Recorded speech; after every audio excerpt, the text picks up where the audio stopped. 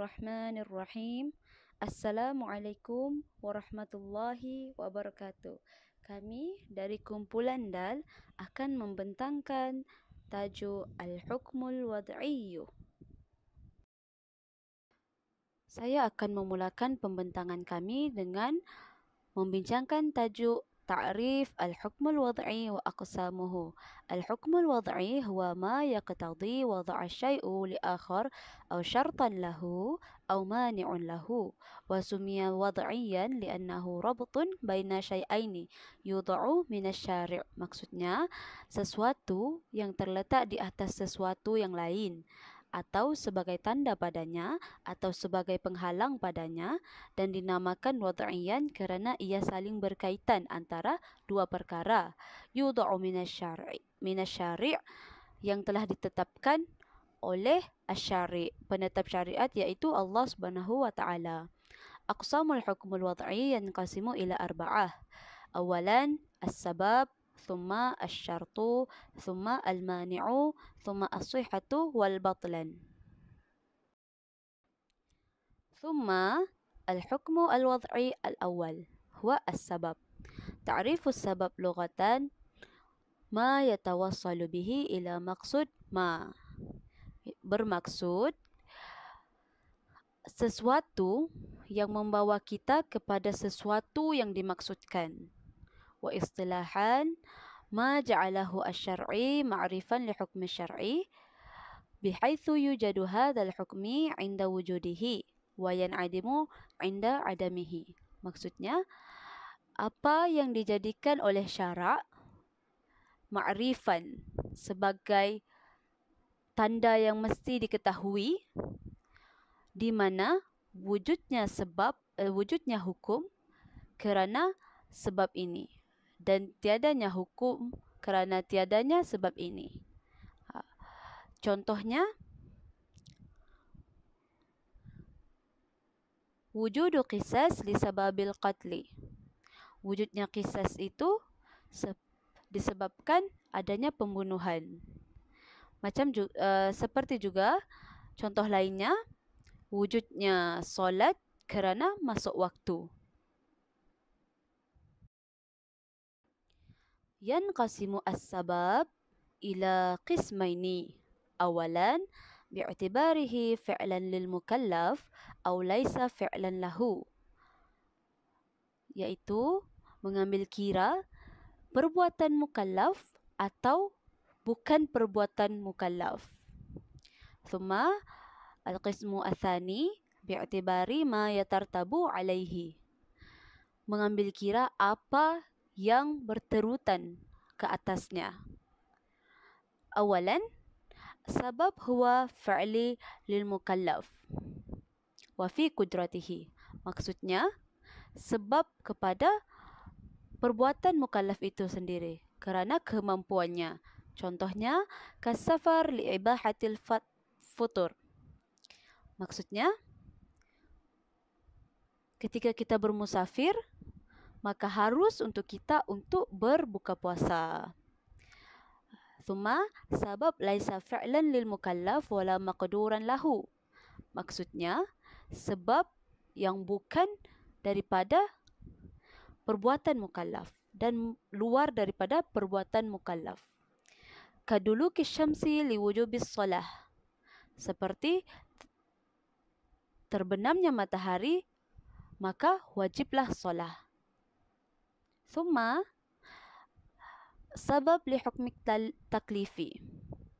Seperti mana yang kita tahu, hukum wad'i merupakan pelengkap bagi hukum taklifi. Hukum taklifi contohnya wajib. Sebab kenapa wajib? Contohnya, milkun nisabi li wujubi zakah. Pemilikan pendapatan menjadikan zakat itu wajib. Zakat itu wajib kerana orang memiliki pendapatan. Sabab li hukmi huwa athar li fi'lil mukallaf. Sabab untuk hukum kepada hukum di mana ia merupakan kesan kepada perbuatan mukallaf. Kalbai'il milki al-mabi' min qibalil mushtari. Maksudnya, jual beli di antara pemilikan penjual yang berpindah kepada pembeli. Sebagai contoh, apabila berlaku jual beli kereta, sebelum berlaku jual beli tersebut, kereta tersebut merupakan pemilikan penjual.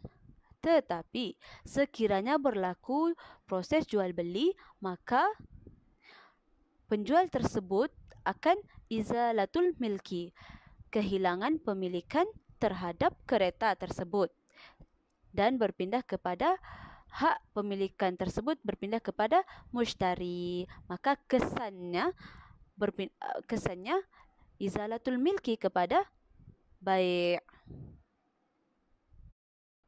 Seterusnya, al-alaqah baina sabab wal illah. Hubungan di antara sebab dan illah. Idza adraka al-aqli wajhul munasabati baina sabab wal hukmu sumiya sababiyan wa illah kal iskar li tahrimi al-khamri.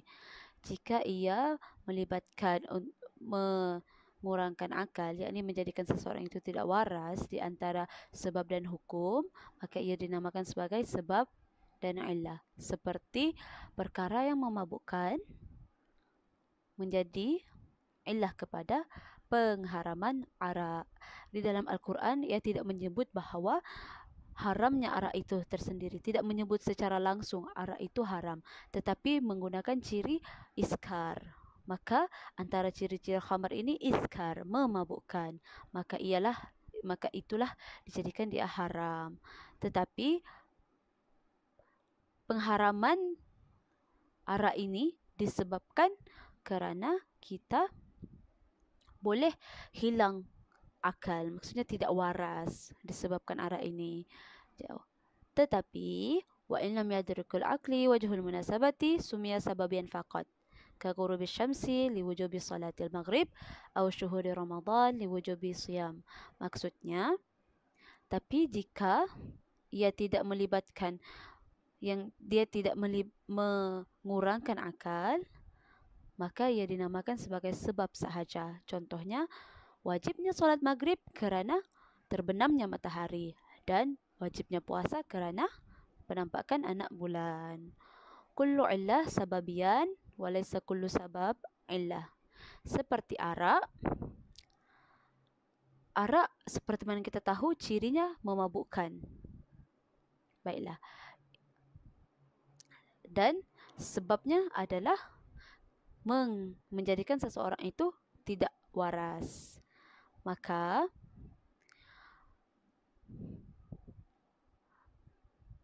yang memabukkan itu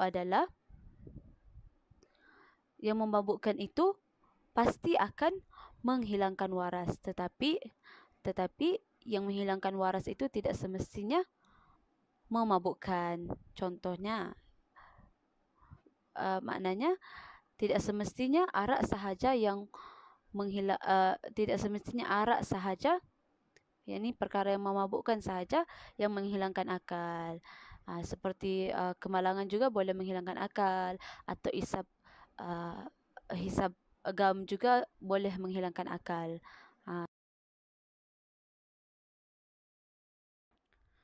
Seterusnya, al-hukmul wad'i athani huwa asy-syartu. Ta'rifu syartu lughatan al-alamatu al-lazimah. Tanda yang biasa. Wa istilahan ma yatawaqqafu wujud asy-syai'i ala wujudihi. Di mana kebergantungan wujudnya sesuatu itu ke atas wujudnya syarat ini, tanda ini. Seperti wujudnya solat kerana adanya wuduk. Tetapi tiadanya wuduk maka tiadalah solat. Wa kana kharijan an haqiqatihi. Keluar daripada hakikatnya.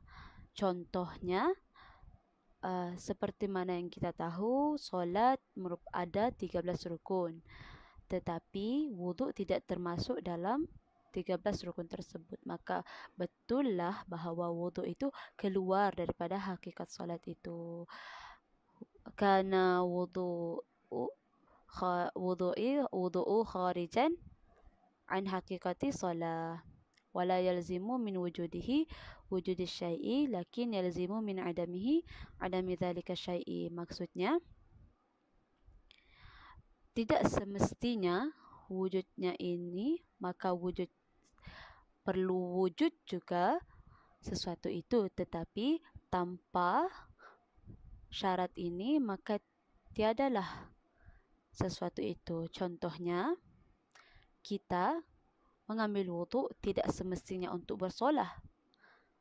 Kita boleh juga mengambil wuduk untuk membaca Quran, ataupun berzikir, ataupun ingin melindungi diri daripada segala perkara yang buruk. Tetapi sekiranya kita mahu bersolah, maka kita perlu berwuduk. Thumma al-farqu baina syarti wal rukni.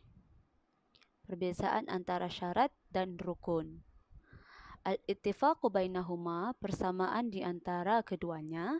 Yattafiqu asy-syartu war-ruknu fi jihati anna kila minhuma yatawaqqafu alaihi wujudu syar'iyyan. Maksudnya, bersetuju, yakni sama syarat dan rukun ini pada wujud syaratnya, kewajipannya dalam syarak. Perlu ada di dalam syarak. Yakni contohnya seperti solat. Antara rukun solat, contohnya rukuk. Maka tanpa rukuk, maka tiadalah solat. Sama juga seperti tanpa wuduk, tiadalah solat. Maknanya dua-dua saling diperlukan untuk melaksanakan sesuatu itu, iaitu solat. Jika tiada kedua-duanya atau salah satu daripadanya, maka tiadalah solat. Thumma al-ikhtilafu bainahuma. Yakhtalifu syartu anir rukni anna ar-rukna juz'un min haqiqatil syai'i wa mahiyatihi. Maksudnya, berbeza syarat ni daripada rukun kerana rukun merupakan sebahagian daripada hakikat sesuatu. Contohnya, rukuk. Rukuk merupakan salah satu rukun yang perlu ada di dalam 13 rukun tersebut. 13 rukun solat. Wasyartu laisa juz'an minasyai'i. Seperti mana yang saya terangkan tadi, bahawa wuduk tidak termasuk di dalam 13 rukun solat, maka ia keluar daripada solat.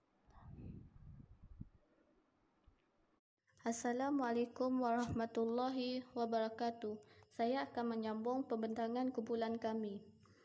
Al-farqu baina syarat wa sabab. Perbezaan di antara syarat dan sebab. Al-ittifaq baina syarat wa sabab yattafiqu as-sabab wa syarat fi syai'aini. Syarat dan sebab mempunyai dua persamaan, iaitu yang pertama, anna killa minhuma multabitun bi syai'in akhar bihaitsi la yujad hadza syai' bidunihi. Yang kedua, anna syarat wa sabab laisan juz'in min haqiqatihi. Kedua-duanya iaitu sebab dan syarat mempunyai kaitan di antara satu sama lain. Sekiranya ada syarat, maka ada hukum. Contohnya, fal wudu' syarat la tujad as-salat bidunihi, fala tujad as-salat biduni syarat kama la tujad biduni sabab. Wuduk merupakan syarat sah solat. Sekiranya seseorang itu berwuduk sebelum solat, maka solatnya sah. Dan sekiranya seseorang itu tidak mengambil wuduk sebelum dia menunaikan solat, maka solatnya batal ataupun tidak sah. Seterusnya, al-ikhtilaf baina syarat wa sabab. Yakhtalifu as-sabab ani syarat fi syai'in wahid anna sabab yastazimu wujudi sabab. Perbezaan di antara syarat dan sebab. Yang pertama adalah sebab kalau ada maka adalah hukum itu. Kalau tiada sebab maka tiadalah hukum. Yang kedua, amma syarat fa iza wajadalla yastazimu min wujudil masyrut fihi. Syarat pula, kalau ada maka sah amalannya, kalau tiada maka tiada ataupun tidak sah amalannya. Contohnya, syarat sah solat adalah berwuduk. Sekiranya seseorang tidak mengambil wuduk sebelum solat, maka solatnya terbatal ataupun tidak sah. Seterusnya, anwa'u syarti, jenis-jenis syarat. Yanqasimu syarat bi'tibari masdari ishtiratihi ila qismaini. Syarat terbahagi kepada dua sumber. Yang pertama, syarat masdaruhu syar'i, syarat syar'i. Syarat syar'i ialah syarat yang telah ditetapkan oleh syarak, iaitu Allah menerusi kenyataan di dalam dalil, sama ada dalil Al-Quran ataupun hadis. Sebagai contoh, yajibul wuduk qabla solat, lianna la yujad as-solat bidunil wuduk. Wuduk merupakan kewajipan yang perlu dilaksanakan sebelum menunaikan solat, kerana solat tidak akan sah sekiranya tidak berwuduk. Seterusnya, syarat yang kedua, syarat masdaruhu al-mukallaf, syarat ja'li. Syarat ja'li ialah syarat yang telah ditetapkan oleh seseorang mukallaf. Contohnya, masalu ja'ala ishtiratil mar'ah ala zawjiha an la takhraj min biladiha aw an la yatazawwaj 'alaiha.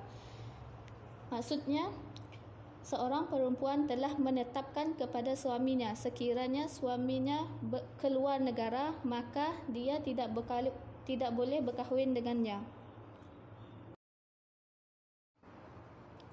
Kemudian kita akan beralih kepada hukum wada'i yang ketiga, iaitu al-mani'. Ta'rif al-mani' fil lughah al-ha'il baina syai'aini, iaitu penghalang antara sesuatu. Dari segi istilah pula, ma yulzamu min wujudihi adamul hukmi aw batlan as-sabab. Al-mani' ialah penghalang ataupun pencegah kepada sesuatu yang mana menyebabkan sesuatu hukum itu tidak dapat dilaksanakan ataupun hukum itu terbatal. Al-mani' nau'ani. Al-mani' terbahagi kepada dua jenis. Yang pertama, mani' lil hukum, yang kedua, mani' lil sabab. Jenis mani' yang pertama iaitu mani'ul hukum, wa huwa ma yatarattibu ala wujudihi adamu wujudil hukmi birragmi min wujudi sababihil mustawfa li syurutihi.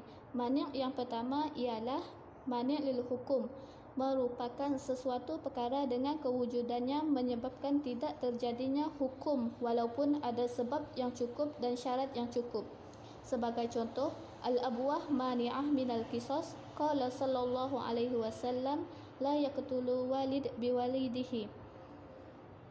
Bapa yang membunuh anak tidak akan dikenakan qisas kerana bapa dan anak mempunyai hubungan kekeluargaan. Hubungan ini menyebabkan bapa terlarang ataupun dicegah daripada dikenakan hukuman qisas.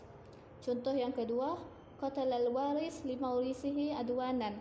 Membunuh pewaris menjadi penghalang daripada mendapat harta pusaka. Yang ketiga, wujudul haid aw nifas fa innahu mani' min wujubi salat wa in tahaqqaqa sababihi wa huwal waqtu. Perempuan yang dalam keadaan haid ataupun nifas tidak diwajibkan menunaikan solat kerana haid dan nifas menjadi penghalang untuk seseorang perempuan menunaikan solat ataupun ibadah-ibadah lain. Jenis mani' yang kedua pula ialah mani'us sabab. Mani'us sabab huwa allazi yuassiru bihaisi yabtalu amaluhu wa yuhawwil duna iktidaihi lil musabbab lianna fil mani' makna yu'aridu hikmati sabab. Mani' yang kedua ialah mani' li sabab. Mani' li sabab merupakan perkara yang mana kewujudannya menyebabkan penghalang kepada sebab. Sebagai contoh, seorang yang cukup nisab hartanya tetapi masih berhutang menyebabkan penghalang daripada berzakat. Seseorang yang masih berhutang kepada individu lain, beliau wajib membayar hutang dahulu sebelum menunaikan zakat. Seterusnya, kita beralih kepada hukum wada'i yang terakhir, iaitu as-sihah wal batlan, hukum sah dan batal. Makna as-sihah wal batlan, af'alul mukallifina iza waqa'at mustawfiyah arkanuha wa syurutiha hukmu syari' bisihhatiha wa iza lam taqa' ala hadzal wajhi hukmu syari' bi'adami sihhatiha ay bi batlaniha. Perbuatan-perbuatan mukallaf yang dilakukan dan dilaksanakan dengan menepati dan mencukupi rukun dan syarat hukum syarak adalah sah, dan sekiranya tidak diletakkan padanya hukum syarak maka ia menjadi tidak sah ataupun batal. Sebagai contoh, seorang lelaki yang sedang solat dan apabila dia solat dia lupa untuk rukuk, maka solatnya tidak sah dan batal. Fasahih minal af'al huwa ma wafaqa asy-syara' bi istikmali al-arkanu wa syurut wa in adami al-mawani'. As-sahih ialah perbuatan-perbuatan yang dilakukan dengan meletakkan hukum syarak dengan sempurna, iaitu sempurna rukun dan syarak dan tidak terdapat padanya penghalang-penghalang. Contohnya sekarang kita dalam bulan Ramadan dan tengah menunaikan ibadah puasa. Rukun puasa adalah niat dan menahan diri daripada lapar, dan syarat-syaratnya seperti seorang yang baligh, berakal, suci daripada haid dan nifas. Sekiranya contohnya seorang perempuan, sekiranya dia dalam keadaan haid ataupun nifas, haid dan nifas menjadi penghalang untuk dia menunaikan ibadah puasa. Sekiranya dia dalam keadaan suci, maka puasanya adalah sah. Yang kedua, al-batil, iaitu batal. Al-batil minal af'al ma faqada ruknan min arkanuhu aw syartan min syurutihi aw wajada mani' min sihhatihi. Al-batil, iaitu batal, adalah perbuatan yang dilaksanakan dengan meninggalkan salah satu daripada rukun ataupun salah satu daripada syarat sesuatu perbuatan itu.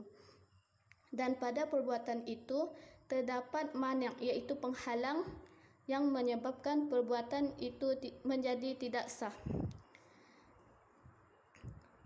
Sebagai contohnya, seorang yang tengah menunaikan solat fardu dan dia lupa untuk sujud ataupun lupa untuk berselawat ke atas Nabi, maka solatnya tidak sah dan solatnya adalah terbatal. Sekian saja daripada saya, dan pembentangan kami akan disambung oleh saudari Hafizah. Sekian, terima kasih. Seterusnya makna sah. Makna sihatuha an tatraba 'alaiha athariha asy-syar'iyyah fil ibadat au al-muamalat au al-aqd. Maksudnya di sini makna sah ialah suatu perbuatan ataupun pelaksanaan yang dapat memberi kesan syar'i dari segi ibadat, muamalat maupun akad. Contoh bagi ibadat, فإذا كانت من العبادات برئت ذمة المكلف منها كأداء المكلف الصلاة مستوفيا لأركانها وشروطها. Contohnya dari segi ibadat ialah terlepaslah kewajipan seseorang mukallaf itu jika dia menunaikan solatnya cukup dari segi rukun-rukun dan syarat-syarat sah solat. Dapat kita fahamkan di sini, seseorang mukallaf yang sempurna solatnya, kesannya kepada si mukallaf itu terlepaslah kewajipannya untuk menunaikan solat. Dari segi muamalat pula, ka'uqudul bai' istihaq al-mushtari milk as-sil'ah wa tasarruf fiha wa istihaq al-bai' as-saman. Dari segi muamalat, contohnya ialah akad jual beli di antara si penjual dan si pembeli.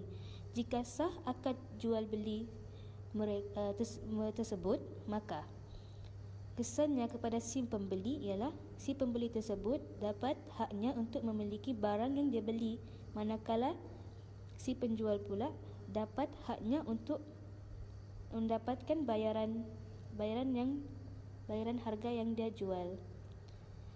Seterusnya dari segi akad pula, nikah. Contohnya, jika sah akad nikah di antara pasangan suami isteri tersebut, maka kesannya kepada mereka berdua, halallah hubungan di antara suami isteri tersebut, dan perempuan itu juga mendapat hak nafkah dan tempat tinggal dan sebagainya. Ini adalah makna sah. Seterusnya ialah makna batal. Makna batlanuha adama tartaba athariha asyariyah alaiha lianna al-athar asyariyah tatrattaba ala ma istawfa al-arkan allati talabaha asy-syari'. Maksudnya, batal ni berlawanan dengan sah tadi. Maksud batal ialah tidak dapat memberikan kesan syar'i kepada si mukallaf. Kerana apa? Ma istawfa al-arkan allati talabaha asy-syari'. Tidak sempurna lagi rukun yang telah ditetapkan ataupun telah dituntut oleh syarak. Sebagai contohnya, fa in kanat hazil af'al min al-ibadat lam tabra zimmat al-mukallaf minha fa in shalla bi ghairi wudu' aw ruku' aw ila ghairi qiblat fa salatihi batal. Sebagai contohnya dari segi ibadatlah, jika seorang mukallaf itu menunaikan solat tetapi tidak sah, tidak sempurna solatnya itu dari segi rukun ataupun syarat, contohlah tidak sempurna kerana uduknya tiada ataupun rukuknya ataupun dia salah kiblatkah, maka solatnya itu batal. Kesannya masih lagi kesannya ialah si mukallaf tadi tidak lagi terlepas dari kewajipannya untuk menunaikan solat. Contoh lain ialah fazawaj bi ghairi syuhud atau bi ghairi mahar batal. Contoh lain ialah akad nikah bagi pasangan suami isteri yang tidak mempunyai saksi ataupun mahar, maka akad nikah mereka batal dan kesannya hubungan suami isteri tersebut masih lagi belum halal. Seterusnya ialah al-farqu bain batlani wal fasad inda al-Hanafiyah, iaitu perbezaan di antara batal dan fasad dari segi mazhab Hanafi. Sebelum kita masuk perbezaan di antara batal dan fasad ni dari segi mazhab Hanafi, kita tengok dulu pandangan jumhur. Al-batlani wal fasad bermakna wahid inda al-jumhur. Dapat kita fahamkan di sini, batal dan fasad ni membawa maksud yang sama sahaja dari segi jumhur. Sebagai contohnya, bai' al-majnun batal atau fasad li khilal, yakni aib fi ruknihi wa huwa al-akad. Jual beli orang gila hukumnya tetap batal ataupun fasad kerana cacat ataupun kurang dari segi rukunnya, iaitu akad. Contoh yang kedua, bai' al-ma'dum batal atau fasad li khilal fi ruknihi wa huwa al-ma'qud alaihi. Jadi dapat kita simpulkan di sini, bai' al-fas yusamma bai' al-majnun wal ma'dum batilan kama yusamma fasidan aidan inda al-jumhur la farqu bainahuma. Maksudnya di sini bai' al-majnun dan ma'dum ni tetap hukumnya batal ataupun dipanggil fasad, dan dari segi pandangan jumhur langsung tiada perbezaan pun di antara dua hukum ni.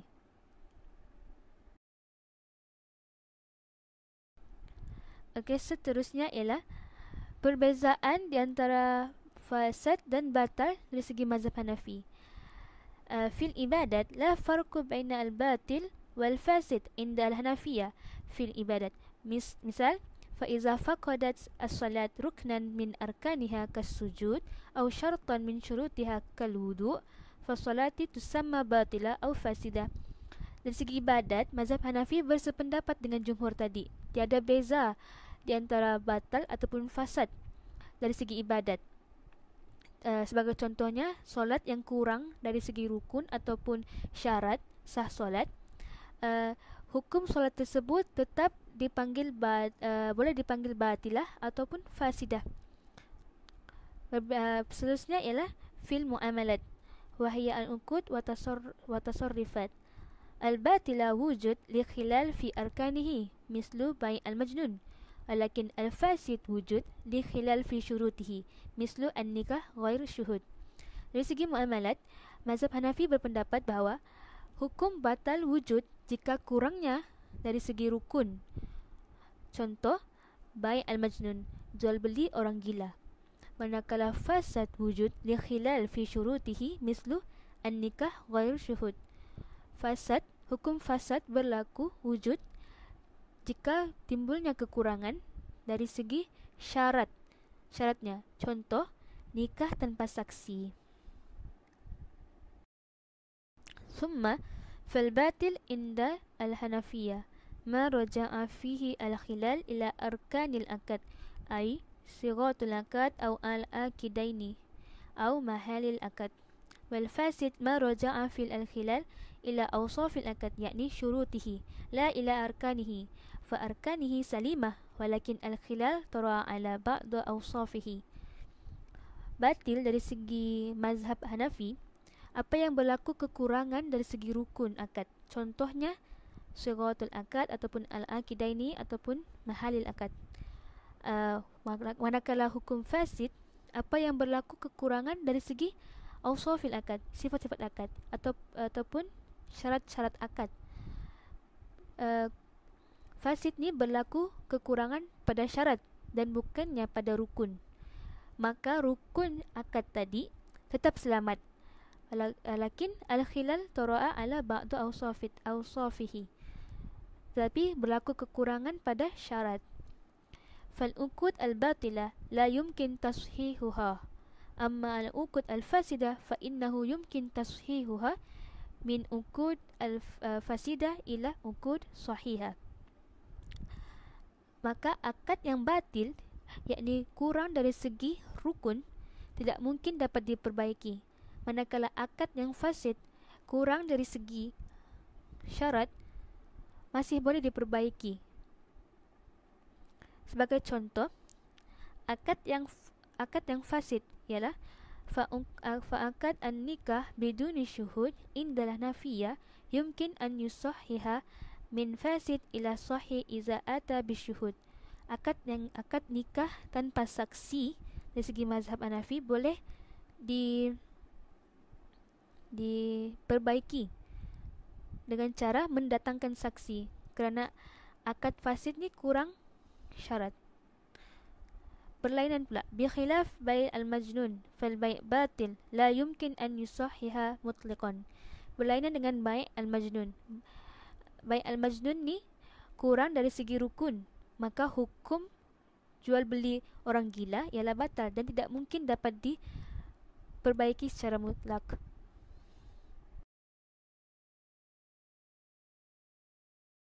Sekian sahaja pembentangan dari kami kumpulan DAL tajuk hukum wadi'i. Syukran wabillahi taufiq wal hidayah. Assalamualaikum warahmatullahi wabarakatuh.